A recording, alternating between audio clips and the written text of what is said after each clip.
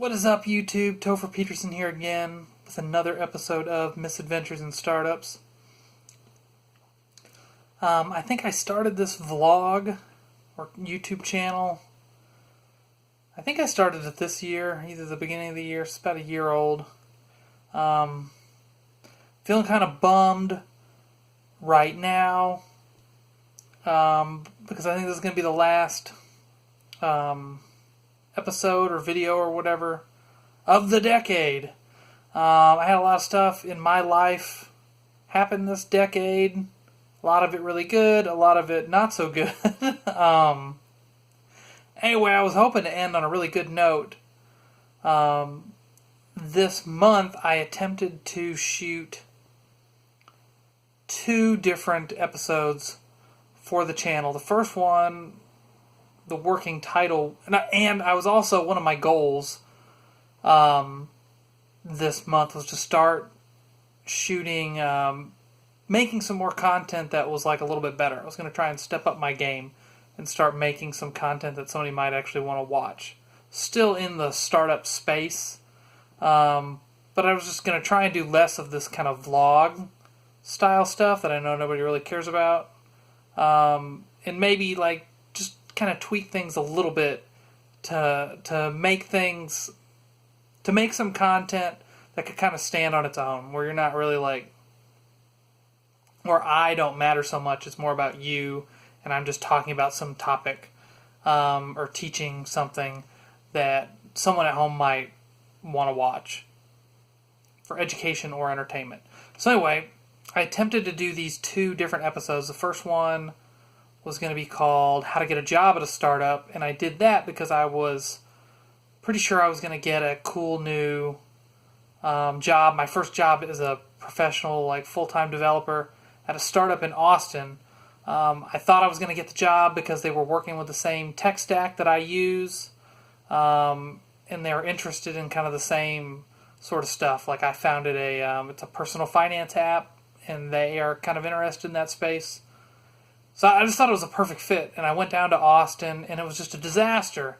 I was bummed about not getting the job. I actually Sorry, I try and be like somewhat brief. So I went down there, and I paid a little extra to get a hotel room near their offices in downtown Austin.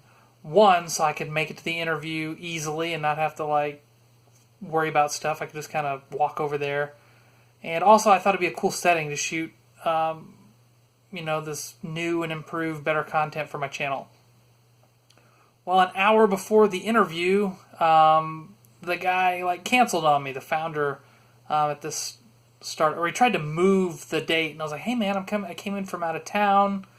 I can't, you can't reschedule it like 5 days later." I told him the situation. He was like, "Oh, okay, all right." And I really wanted to interview like that day. It's like, "Hey, man, I don't." He ended up scheduling it for the next day, which was still kind of an inconvenience, not too much, but then I was just kind of left sitting around all day in my hotel room, kind of brooding, I guess, about this. And I'm like, I'm literally 0.3 miles from their like offices or whatever. And I don't know if he actually was at the office or maybe it was his apartment. Anyway, I was just really upset. I was like, "Hey, I'm in town. I don't care what you're doing.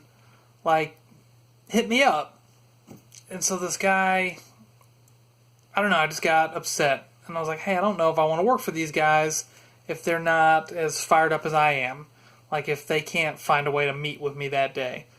And there was like a little bit more to it. Also, I had done a phone interview with the founder, and he told me that he wanted his startup to kind of move into the personal finance space that I'm currently working in. Their app, it was like Bitcoin cashback or something like that. So what I was worried is if I got this job with these guys that I wasn't really very impressed with, I was impressed maybe before I went down there, but I was not so impressed once I got down there. I was like, I'd have to kill off my app. So I was like, "Hey, I don't know if I want to work for these guys." So anyway, I canceled on them and said, "Hey," I emailed them back or texted them. I go, "Hey, I'm not, interested. I'm canceling," or whatever. And they were really nice about it, and they actually ended up refunding me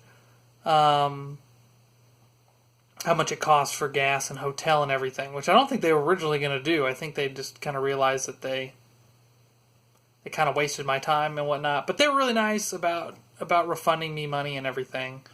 So that was cool. Maybe that was a little impulsive, and I shouldn't have said I didn't want to work for them. But I don't know. Sometimes maybe going with your gut is good. I got all these text messages from them over the holidays. They're doing this like 12 days of pay. That's their startup name. And I don't know. I actually don't really like what they're working on. Like it's not like I like the space that they're working in. I like the technology they're using. So I don't know. Maybe I made a good long-term decision not to go work for them. Because it would have killed off my project that I'm really passionate about. I don't know. So, I don't know. I guess you just got to try things sometimes in life. Anyway, what I was mostly disappointed with that was I spent all this time on this YouTube video for how to get a job at a startup, and I didn't get the job. So I was really upset about that. And so then I was like, hey, I have an idea for another video that I want to do. Sorry, I always try and make these episodes short. And I'm super long-winded, and I always go way too long. But I don't care, whatever, I'm going to keep going. So while I was down there, I wanted to... This leads into the second YouTube video that was also a failure that I tried to shoot this month. So I was down there, I wanted to impress these guys, and I had a new project that they didn't know about. It's called Fat Camp. It's a calorie tracking app. Right now it's just for Android that I built over kind of the Thanksgiving break. As is something that I wanted for myself. And I was hoping I could impress these guys by showing up to the interview and being like, look, I published this app since we last talked. We talked, I don't know, like a week earlier. And it's up on the Play Store. You can check it out. And I wanted to impress them with my creative output and how fast I could push stuff out. Which was really neat. I published the app on the Play Store the day of that interview. And then the whole thing that I just talked about happened. So I came home. It is, what day? It's the 23rd of December right now. So I came home and yada, yada, yada, blah, blah, blah. And I had this idea for a new video that I wanted to do called How to Get Your First 10 Users. Or How to Get Your First Users. And the idea was I was going to do a paid marketing campaign to market my calorie tracking app. Not because I thought that the calorie tracking app could be some huge startup or anything like that. Mainly just because it was cool. I was using the app, and I was fairly confident that that it was functional enough that if I ran some ads that I could compete with the other calorie tracking apps.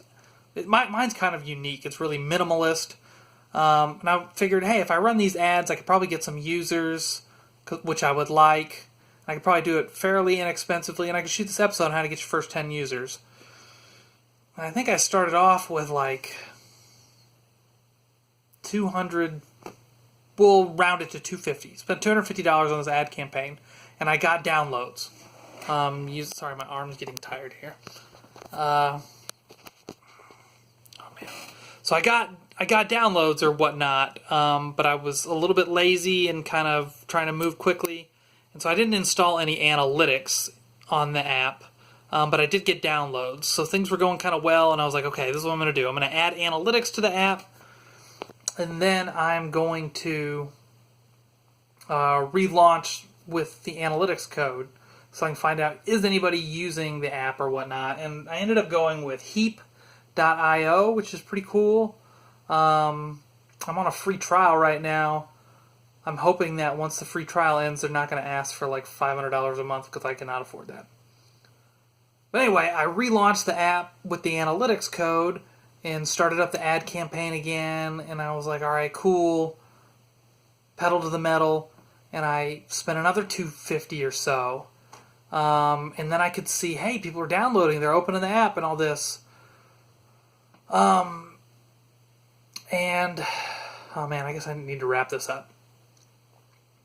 Anyway, when I launched the ad campaign, I selected all the English-speaking countries, which included a lot of Caribbean countries, and then obviously, the United States, Canada, Australia, and the UK. Well, my ads all kind of ran in the Caribbean because that was cheaper. But one thing that I noticed after installing the analytics, and I'm about $500 in now, I noticed that the only person actually using the app to track calories, not just open it and like kind of click on some stuff, but they're actually tracking calories, is someone up in the northeast somewhere. I don't remember if it was like Massachusetts or New Hampshire or something like that. Somebody up there, which I didn't run all that many. I didn't get that many downloads from the United States because those bids are like more expensive. So then I decided to double down. I was like, oh, well, cool. I've learned that these the Caribbean installs are kind of worthless. Those people aren't really using it. Maybe I should, I'm in the United States.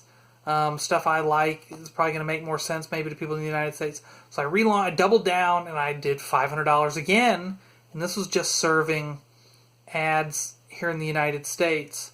And I got downloads, but I didn't get any more users. And I was mortified because the person up there in New Hampshire or whatever that was using my app, they didn't use it today. They used it that one day, and they didn't use it the next day. And then out of that, double, that extra 500 I spent, I didn't end up getting another like New Hampshire guy or whatever you want to call it. So anyway, I dumped a tremendous amount of money. Well, maybe not that tremendous, but for me, that's a lot. Like I ended up investing $1,000 in this stupid campaign to do this. Well, I wanted users for the app, but the idea was I could do a YouTube video on how to get your first users, and this will be a good learning experience, and I can share this with the community. But it ended up being more like, hey, how can you set $1,000 on fire and end up with 250 something downloads and 0 users? So I'm going to end on that. Feeling really, really down about the whole. Spent a lot of time on that episode, and I haven't published any like YouTube posts or whatnot this month. Because that first one was a disaster, how to get a job at a startup.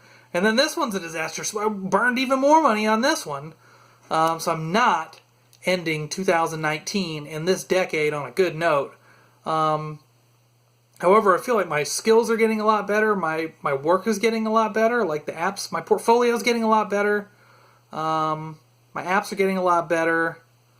But my YouTube episodes are not getting better, and I burned way too much money. So I think this is going to be my New Year's resolution and my goal going into the next decade. I don't expect anybody to watch this. I guess I'm just kind of talking to myself. So here is the plan for 2020, self.